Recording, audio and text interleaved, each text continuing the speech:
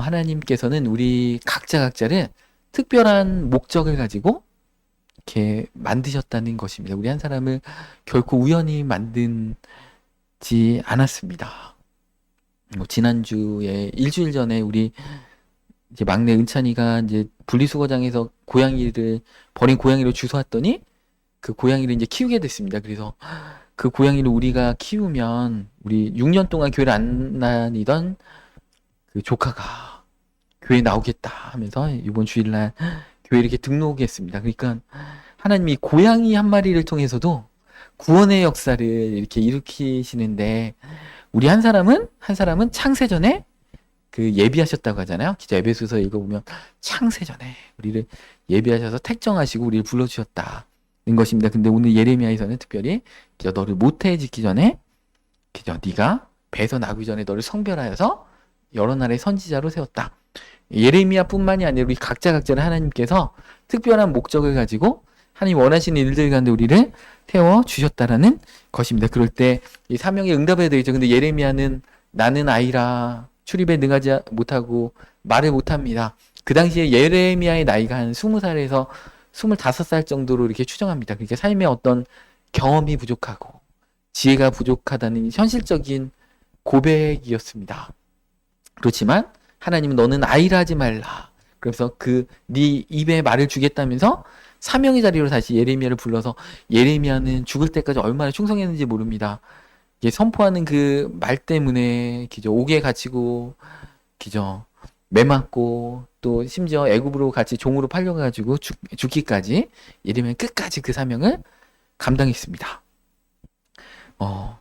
근데 반면에 우리 이사야는 이렇게 더 적극적으로 응답했습니다. 우리 이사야서 6장 8절 말씀에 보겠습니다.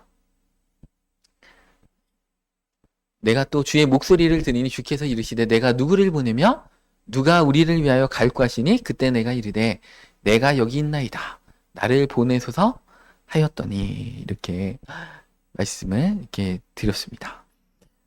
그러니까 하나님이 부르시는 그 사명의 자리에 이사야는 내가 가겠습니다.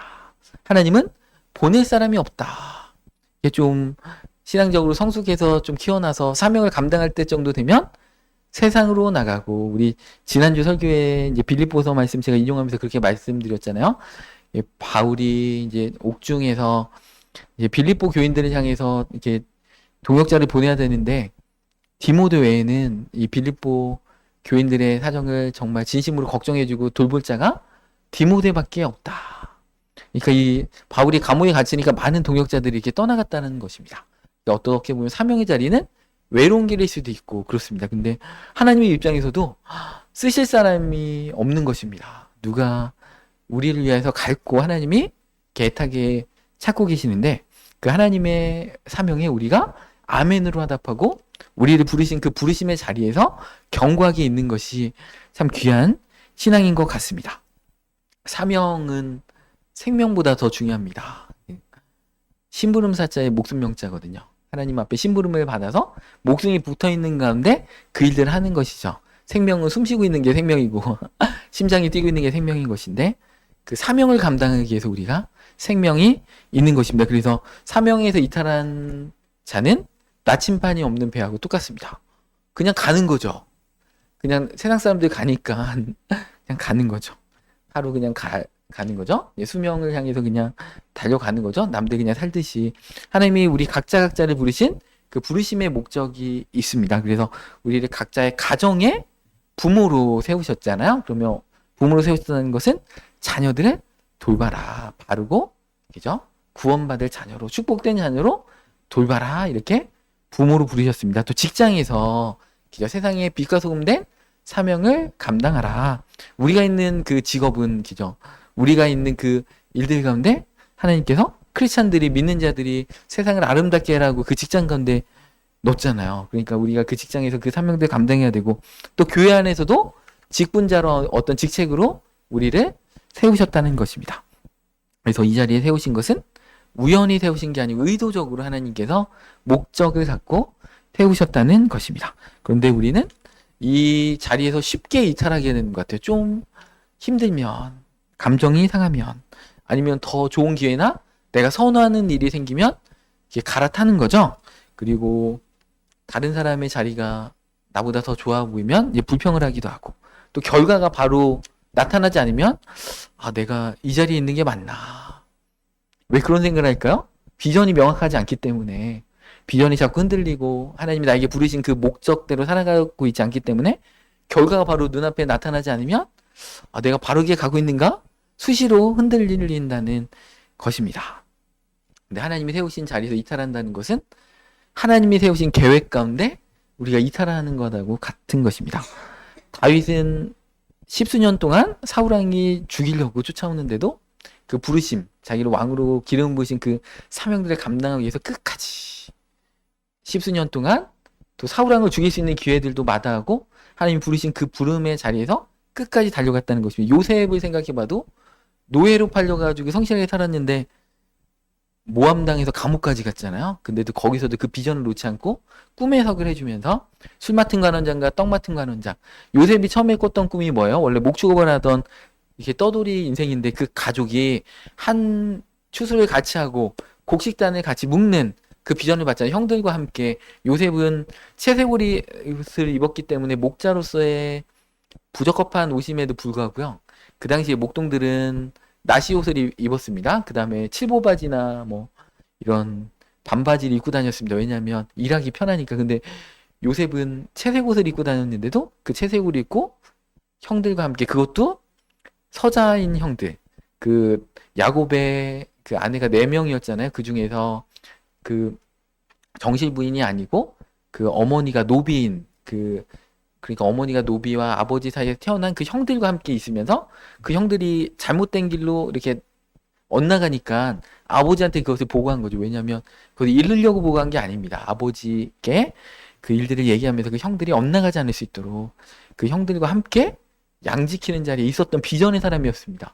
태도가 분명한 자였고, 그러니까 종살이를 할 때도 거기서 정말 최선을 다해서 어디를 가나 세상 사람들이 하나님이 함께 하셔서 형통케 하심을 보았더라. 감옥에 갔더니 간수장이 하나님이 요셉과 함께 하셔서 형통케 하심을 봐서 요셉에게 맡긴 것을 돌보지 않았다. 그러니까 우리가 어느 위치에 가든지 간에 그 부르심의 자리에 있으면 형통하게 해주신다. 하나님께서. 근데 우리가 생각하는 형통하고 하나님이 생각하는 형통은 다르죠. 우리가 생각하는 형통은 뭔가 막 잘 풀리고 빨리 뭔가 돼야 되는 형통인데, 하나님은 그 자리에서 일단은 조금씩 기초를 쌓아가고 실력을 쌓아가게 하는 그 형통함을 주신다. 그리고 세상 사람들이 복을 받는 것이죠. 그 요셉 때문에. 그리고 요셉이 오니까 보디발 집안에 복을 받으니까 이 보디발이 그것을 딱 기가 차게 알아차린 것입니다. 영치가 있었습니다. 영적인 눈치가. 그래서 눈치가 있으면은 우리 절에 가서도 새우젓을 얻어먹는다고 했는데, 이 보디발은 복 받는 사람이구나, 이것을 딱 대번 알아차려서 가정 총무를 삼아서 요셉을 통해서 그 일들을 이루게 하셨다는 것입니다. 제가 아는 어느 목사님이, 그분은 이렇게 여러 선교와 구제의 어떤 그 사역들을 이렇게 잘 하십니다. 그런데 그분이 이렇게 베풀면은 그 교회에 구제헌금이 들어오거나 선교헌금이 들어오면 그분은 그 주간에 다 보내버린대요. 우리 교회는 이제 한 달에 한 번씩 이렇게 정산해가지고 보내거든요. 그래서 구제헌금이 다 모이거나 선교헌금이 모이면 한 달에 한 번씩 보내는데, 우리 교회보다 더 훌륭한 교회더라고요. 매주에 들어온 그대로 바로 보내시는데, 그분이 이제 그런 말씀을 하시더라고요. 내가 돕는 곳이 복받을 곳이라면, 내가 그것을 정확하게 안다면, 내가 그곳에 공급함으로, 물질을 보냄으로 인해서 하나님이 나를 축복해 주신다는 거예요. 왜냐하면 내가 보내는 곳에 물질이 정말 필요한데 내가 축복을 받아야지 그쪽으로 물질을 보내는 양이 더 많아지기 때문에 그렇다는 것입니다. 여러분들, 그러니까 우리가 있는 교회나 공동체가 하나님의 사명을 감당하는 곳이라면, 또 아니면 어떤 분이 하나님의 사명자라면 그분한테 우리는 물질을 흘려 보내야 됩니다. 그 단체로 물질을 흘려 보내야 됩니다. 왜냐하면 그 하나님이 기뻐하시는 일이기 때문에. 그러면 어떻게 되냐? 물질을 흘려 보내는 나에게 하나님이 놀라운 축복으로 한다. 심는 대로 거둔다는 것이죠. 물질은 특별히 그렇습니다. 건강도 마찬가지예요. 건강은 봉사하는 자들에게, 교회에서 봉사 일을 하는 자들에게 건강을 주시고, 물질 축복을 받길 원하신다면 물질을 심어야 됩니다. 콩 심은 데 콩 나고 팥 심은 데 팥이 나기 때문에 그렇다는 것입니다. 느헤미야도 이 성벽 재건의 일이 얼마나 힘들었습니까? 막 죽이려고 달려고 주변에 사마리아 총독들과 주변에 다 원수들이잖아요. 이 예루살렘 성벽 짓는 거 다 호시탐탐 반대하고 막 회방하고 막 정치적으로 또 막 기죠? 수도에다가 왕한테 또 편지 써서 막 보내고 막 이렇게 내외적으로 힘들게 하는 그 상황 가운데 예레미야는 때가 내 때가 아닌가 보다 하고 내려온 게 아니잖아요. 끝까지 믿음으로 한 손엔 칼을 들고 한 손엔 쟁기를 들고 그죠? 쟁기 들고 막 일하다가 이렇게 적군이 쳐들어오면 칼 들고 싸울 태세로 유비무환의 자세로 막 다 이렇게 했다는 것입니다. 그래서 그 성경의 인물들을 보면 다 믿음으로 그 어려움 가운데 그것을 돌파한 자들이라는 것입니다. 우리도 마찬가지죠. 하나님이 우리를 세우신 그 자리가 있다면 그죠? 자녀 키우는데 어렵다고 막 보험 보내고 이러지 않잖아요. 끝까지 그죠?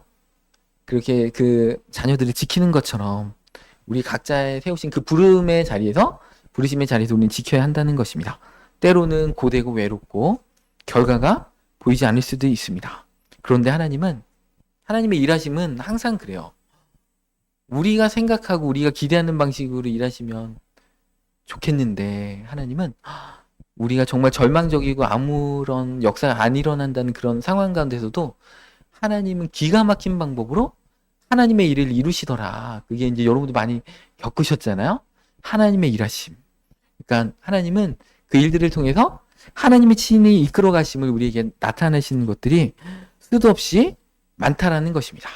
그래서 특별히 자기의 자리를 지키는 자들에게 하나님의 보상으로서 역사하시는 그 응답의 간증들이 너무나 많다는 것입니다. 우리가 생각할 때 우리의 인생 가운데 뭔가 대통령이 되고 막 시의원 정도 되고 뭔가 우리 이름이 막 뉴스에 나오고 이런 업적을 남기는 게 하나님의 일을 하는 거라고 때로는 이렇게 생각할 수도 있죠. 내 인생은 뭔가 이렇게 영향력이 없고 그죠? 이렇게 생각할 수도 있지만 하나님이 보시는 관점 그게 아니라는 것입니다. 이 마태복음 25장 21절 말씀 보겠습니다.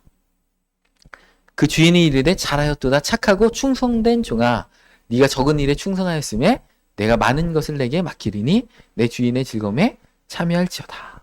하나님이 이 땅 가운데 이건 천국에 가서 하신 말씀이잖아요. 예수님 재림하신 다음에 하신 말씀인데 네가 작은 일에 충성하였구나. 착하고 충성된 종아. 근데 이 달란트 비유에 보면 뭐예요? 5달란트 받은 자, 2달란트 받은 자, 1달란트 받은 자 다 적은 일에 충성하였다. 하나님 보실 때 다 적은 일이란 것입니다. 막 요즘에 기죠. 그러니까 에이펙 정상회담 해가지고 막 우리나라 경주에 뭐 트럼프도 오고 시진핑도 오고 막 굉장하잖아요. 화려한 대통령들이 많이 오는데 우리 인생이 대통령만 돼야지 이렇게 주목받고 세계 사람들이 알아줘야지 승리하는 인생이라고 하느님은 그것을 보시는 게 아니고 우리에게 맡겨진 그 위치에 우리를 딱 세워놓으셨는데 우리한테 기대하시는 바가 있다라는 것이죠. 거기에 우리가 믿음으로 그것을 적은 일에 최선을 다해서 하나님 나라를 위해서 헌신했는가 이것을 보시고 천국에서 많은 것을 그때는 맡기신다는 것입니다. 네 주인의 즐거움에 참여할지어다 는 것입니다. 그래서 이 우주에 막 수많은 별들이 있는데 그것을 다 개척해야 될 거 아니에요. 우리에게 지금은 우리 이 세종시의 소담동, 보람동, 이제 막 공주, 무슨 막 여기를 이렇게 감당하기도 우리가 벅찬데 하나님은 이제 천국에 가면 어떻게 됩니까? 이 세상에 별이 얼마나 많아요? 수천 조개가 있다는 거잖아요. 그럼 그 별들 어떻게 우리의 천국의 삶이 영원하잖아요. 영원이라는 게 뭐예요? 죽을 때까지. 그죠? 이 우리 지구에 있는 해변에 있는 모래알을 다 옮겨도 그죠? 화성으로 금성으로 그 이 지구에 있는 모래알을 하나하나씩 다 왕복하면서 옮겨도 영원은 계속되는 거잖아요. 끝나지 않는 가운데 그럼 우리의 많은 일이 뭘까요? 우리의 많은 일은 이 지구에 이렇게 국한되는 삶이 아니라는 것이죠. 우주 끝까지 가면서 하나님의 창조성을 드러내고 그죠? 거기에서 막 아인슈타인이나 뉴턴한테 막 과학도 배우면서 예술 다 다빈치 막 이런 사람들, 막 피카소 막 이런 사람들한테 예술도 배우면서 그 영원한 삶 가운데 뭐 하겠어요? 하나님의 영광을 드러내는 게 예술이잖아요. 문학이고, 그죠? 그러면 문학적인 그 공부를 해가지고 거기서 하나님을 향한 그 시편을 다윗보다 더 멋있게 딱 이렇게 써서 하나님의 영광을 올리고 영원토록 뭐 하겠어요? 그죠? 우리 각자의 그런 큰 일들을 우리에게 주신다는 것입니다. 그래서 적은 일에 일단 가운데 충성해라. 우리는 화려함이나 크기를 자꾸 집중하는 것 같아요. 근데 하나님은 마음의 중심을 보신다. 그죠? 사무엘 선지자가 다윗의 형제들한테 기름 부으려고 했는데 다윗의 형이 너무 잘생겼잖아요. 그리고 과연 여호와의 기름 부은 왕이로다 해서 기름을 부으려고 했더니 그죠? 내가 저를 버렸다. 그죠? 너희들은 외모를 보거냐? 나 여호와는 중심을 본다는 것입니다. 하나님은 우리의 화려한 업적이나 크기를 집중하시는 게 아니라 우리의 진심, 우리의 속마음을 하나님을 향한 그 열정들을 보신다는 것입니다. 그래서 큰 자리에 있든 작은 자리에 있던 남들이 알아주던 못 알아주던 결과가 보이던 안 보이던 우리는 그 사명들을 감당해야 한다는 것입니다. 누가복음 16장 10절에도 이렇게 말씀합니다. 지극히 작은 것에 충성된 자는 큰 것에도 충성되고 지극히 작은 것에 불의한 자는 큰 것에도 불의하니라. 이렇게 말씀하고 계십니다. 우리가 뭔가 출세하면 잘할게 해. 이런 말 다 거짓말입니다. 이게 지금부터 못하면 출세해도 못합니다. 그러니까 작은 것 잘하는 사람은 그 삶의 태도가 그렇게 돼 있는 거잖아요. 그러니까 작은 것에. 그러니까 교회 안에서도 저도 목회자로서 그런 것 같아요. 어떤 작은 어떤 사명들을, 직책들을 잘 감당하시는 성도님들한테 점점 교회 안에 어떤 부탁을 하게 되는 것 같아요. 어떤 큰 일들에 대해서. 왜냐하면 검증됐기 때문에 이게 그렇다라는 것입니다. 그래서 내가 지금 있는 자리가 작은 자리라고 보인다고 할지라도 그 자리는 뭐냐면 하나님이 더 큰 축복으로 인도하는 테스트의 자리다. 이렇게 보시면 되겠습니다. 다윗은 어디에서 시작했어요? 광야에서 양치는 목동이었잖아요. 그죠? 그 자리에서 최선을 다했잖아요. 자기가 지키는 양이, 그죠? 막 이렇게 사자나 곰이 뺏어가면 같이 가가지고 사자와 곰을 죽이고서 그 양을 뺏어왔다는 것입니다. 찾아왔다는 것입니다. 그것을 하나님 보셨다는 것이죠. 그 삶의 현장에서 내 이스라엘 백성들을 맡겨도 그러니까 양도 저렇게 지키는데 내 사랑하는 백성들을 왕으로서 철저하게 사랑하고 지켜주겠구나. 하나님 앞에 그 합격점을 받았다는 것입니다. 이 믿음이 어린 분들한테 설교할 때 어떻게 해요? 다시 물맷돌을 던져가지고 오른쪽으로 던졌는데 하나님께서 왼쪽으로 커브를 틀으셔가지고 골리앗의 이마를 맞췄다. 이게 이제 믿음 초신자분들한테 이렇게 설교하겠죠. 근데 그게 아닙니다. 다윗은 물맷돌을 계속 연습했던 자죠. 5개만 가져가면 그 중에 하나는 맞힐 자신이 있는 거예요. 10% 확률이었으면 10개 가져갔겠죠. 20%의 확률이 최소한 있다라고 본 겁니다. 그러니까 이 움직이는 곰을 잡고, 기죠. 멈춰있는 곰이 아니에요. 움직이는 곰을 뛰어가면서 물맷돌을 가지고 쏠 정도면 엄청난 겁니다. 근데 골리앗은 뭐예요? 더 크잖아요, 덩치가. 더 크고 서 있잖아요. 그럼 맞추기 더 쉽다. 그러니까 믿음의 사람은 기회를 본다는 것입니다. 야, 그러니까 이게 영업 잘하시는 분들은 어떻게 됩니까?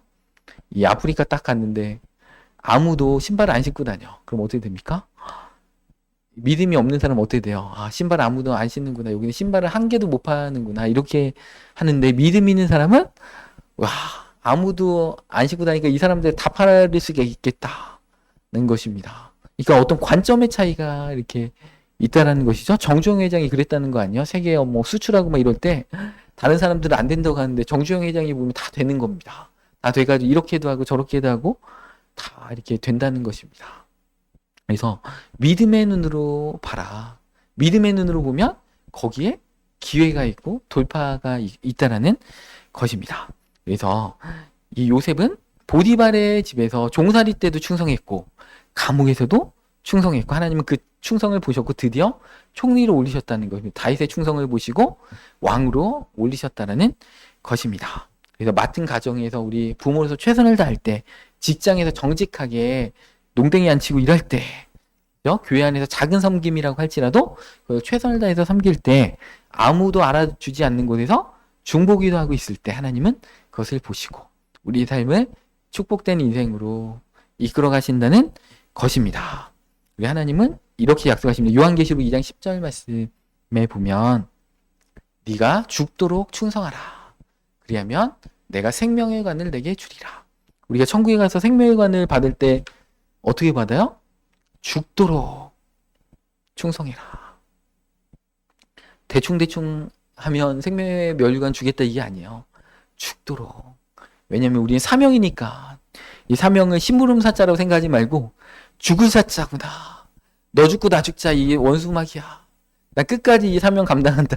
영적 전쟁이잖아요. 우리 지금 혈과 육을 상대하는 것이 아니고 원수막에 자꾸 이 사명을 놓도록 계속해서 우리를 이렇게 몰아간다는 것입니다. 그래서 죽도록 충성해야 됐다. 우리 교회 이제 6개월 전에 이제 그 우리 교회에서 이제 떠나셔가지고 이제 부산으로 이사 가신 이렇게 집사님이 계세요. 우리 이경환 집사님 반주자로 개척할 때부터 한 1년 반 동안 막 얼마나 열심히 하셨는지 몰라요. 수요 예배, 금요 예배, 주일 예배 이렇게 하셨는데 어제 이렇게 교회 방문해 주셨습니다. 이 근처에 또 부산에 계시다가 또 이 근처에 면접을 오셨다네요. 그래가지고 면접 보러 왔는데 이제 생각났다고 하시면서 맛있는 감을 막 이렇게 사가지고 오셨는데 이 집사님이 이제 직장 일을 진짜 열심히 하신 거예요. 6개월 동안 열심히 이렇게 하셨습니다. 야근도 하시고. 근데 그러다 보니까 교회 등록도 안 하고 부산 가면 등록을 해야 되잖아요. 등록을 해야지 그 교회를 통한 그 축복의 통로가 흐르고, 그죠? 또 교회에서 어떤 게 봉사라도 하나 최소한 하나는 해야 되는데 그렇게 안 하고 6개월이 흘렀는데 어느 순간에 이렇게 볼이 막 부풀어 오르는 것입니다. 그랬더니 동네 병원 갔더니 안 되겠다. 이거 큰 병원 가셔야 되겠다고. 그래서 큰 병원, 계속 큰 병원으로 돌리는 거예요. 그래서 서울 삼성병원까지 갔더니 그 침샘암이라고 막 이렇게 암 판정을 이렇게 받았습니다. 근데 거기가 그 조직 검사하기가 되게 위험한 자리래요. 그래가지고 거기 이제 조직 검사를 할 수도 없는 위험한 자리인데 지금 또 기도하시면서 이게 좀 부풀었던 게 좀 가라앉았나 봐요. 좀 회복이 되셨다고 합니다. 그러면서 자기가 왜 이런 일이 있는지 하나님의 뜻을 잘 모르겠습니다.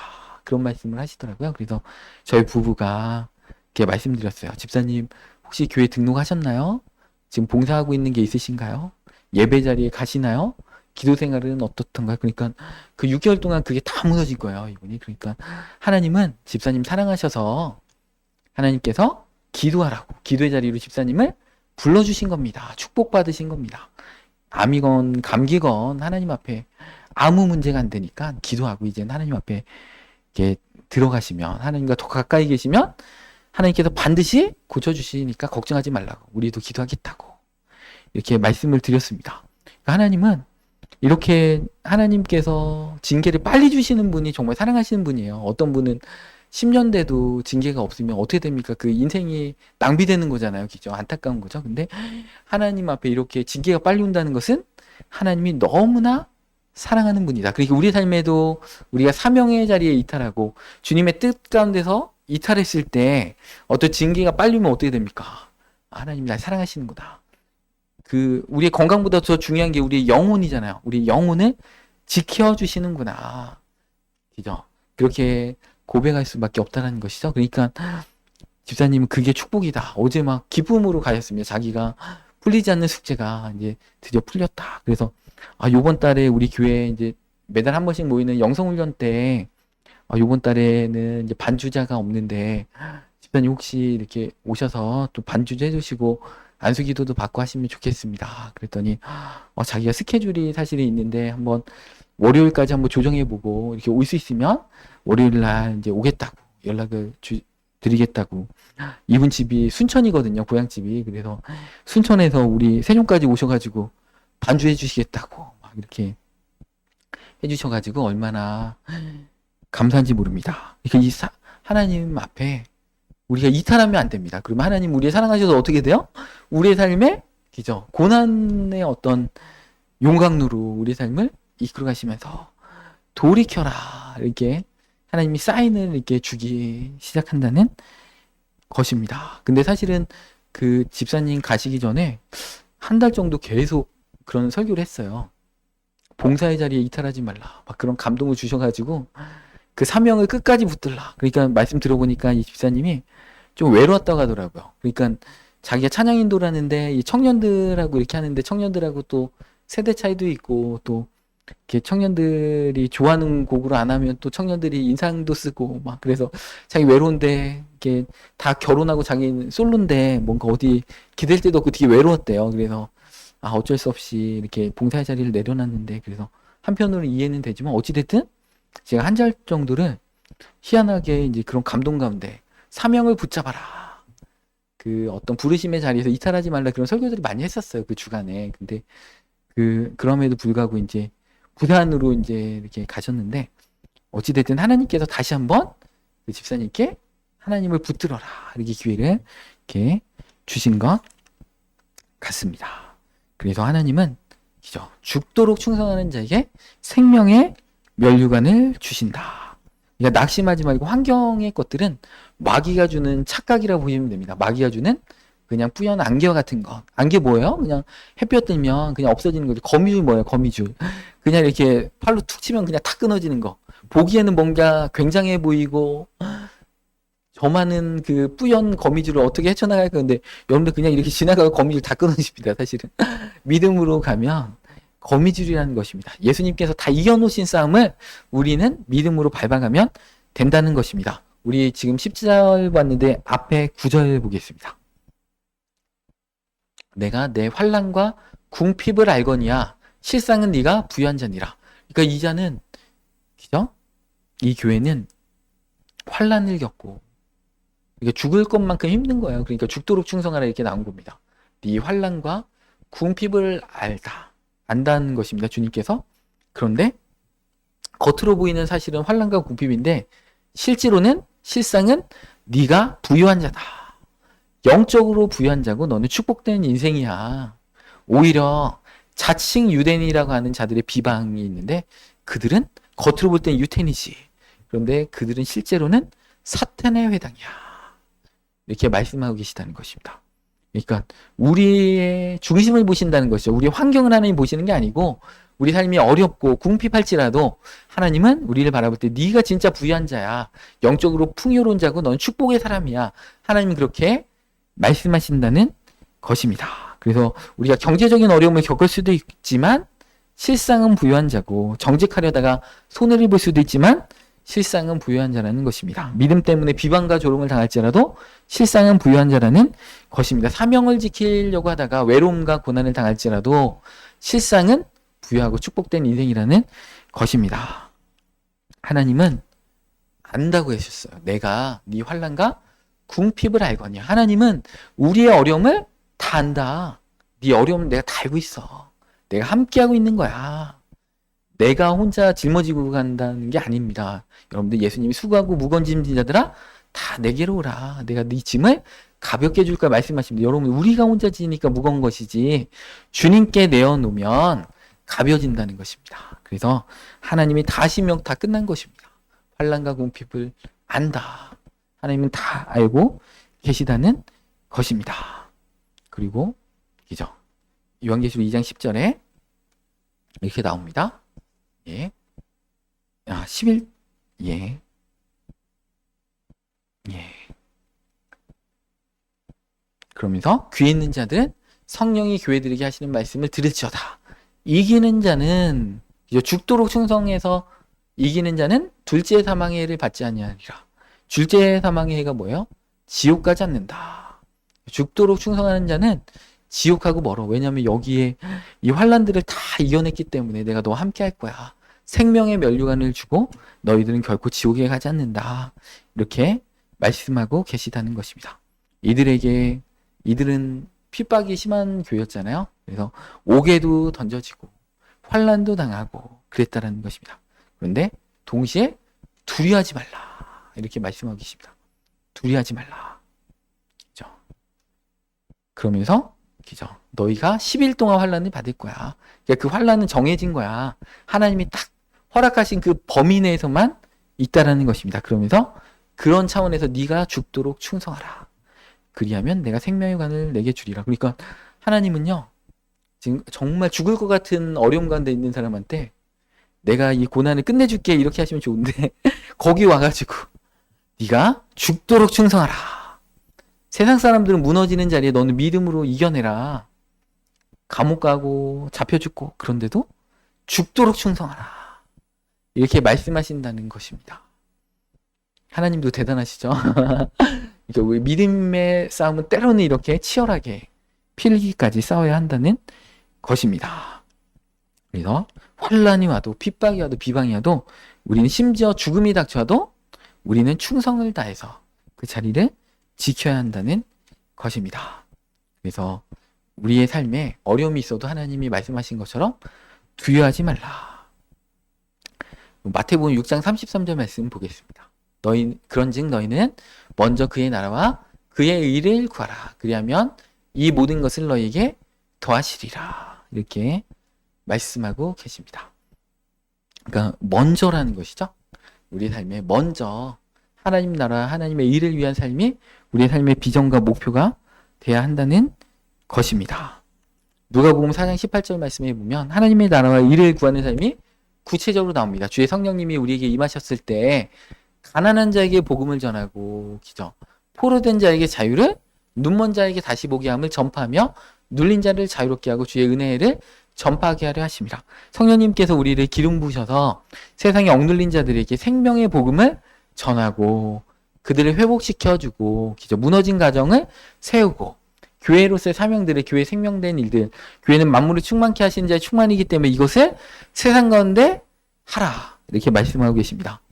성공을 먼저 구하지 말고, 너의 삶의 안정을 먼저 구하지 말고, 다른 사람들의 인정을 구하지 말고, 먼저 하나님의 나라의 일을 구하면 이 모든 것을, 너의 의식주까지도 내가 다 모든 것이라고 했어요. 이 모든 것을 다 책임져 주겠다. 우리의 어떤 삶의 방향성을 바꾸시면 됩니다. 성공이 아니고 안정된 삶이 아니고 하나님 나라를 위해서 달려가는 자들이 되면 나머지 것들은 하나님이 그냥 거저 덤으로 더하시리라. 더해주는 거에 너무 거기에 집중하면 그것도 못 얻고 더 본질적인 사명도 못 얻고 다 못 얻는, 다 잃어버린다는 것입니다. 그러니까 먼저 하나님 나라를 구하면 이 모든 것은 너에게 그냥 덤으로 더해주는 거야. 이렇게 말씀하고 계십니다. 그러니까 우리의 삶의 사명을 최우선으로 여기고 하나님 나라의 가치관으로 살아내야 한다는 것입니다. 하나님의 나라를 추구하고 그리고 안주하지 말고. 우리 빌립보서 3장 13절 말씀 보겠습니다. 형제들아, 나는 아직 내가 잡은 줄로 여기지 아니하고 오직 한 일, 즉 뒤에 있는 것은 잊어버리고 앞에 있는 것을 잡으려 표대를 향하여 그리스도 예수 안에서 하나님이 위에서 부르신 부름의 상을 위하여 달려가노라. 이렇게 말씀하고 계십니다. 감옥에 있을 때요, 거의 사역 끝나고 이제 또 다른 감옥에서 사역을 통해서 일할 때, 근데 아직도 나는 내 사명이 끝나지 않았다. 는 것입니다. 끝날 때까지 끝난 게 아니다. 그죠? 그런 것입니다. 우리 에베소서 2장 10절 말씀 보겠습니다. 에베소서도 옥중서신이잖아요. 옥중에서도 하나님, 바울이 분명한 비전 가운데 있었기 때문이다. 우리는 그가 만드신 바라 그리스도 예수 안에서 선한 일을 위하여 지으심을 받은 자니 일은 하나님이 전에 예비하사 우리로 그 가운데서 행하게 하려 하심이니라. 하나님이 전에 예비해서 우리는 선한 일을 위해서, 하나님 나라를 위해서 지으심을 입은 자다. 한 번뿐인 인생 가운데 값지게 살아야 되겠죠. 우리 인생 몇십 년 안 남았잖아요. 그죠?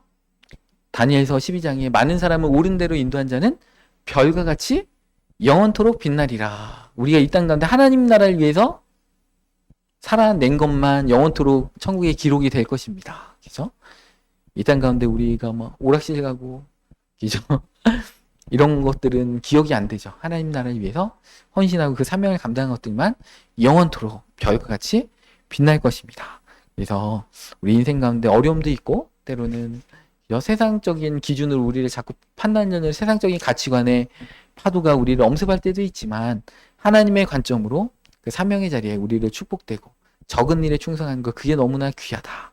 하나님은 우리의 환난들을 안다. 그렇지만 네가 죽도록 충성해서 생명의 면류관을 얻어라.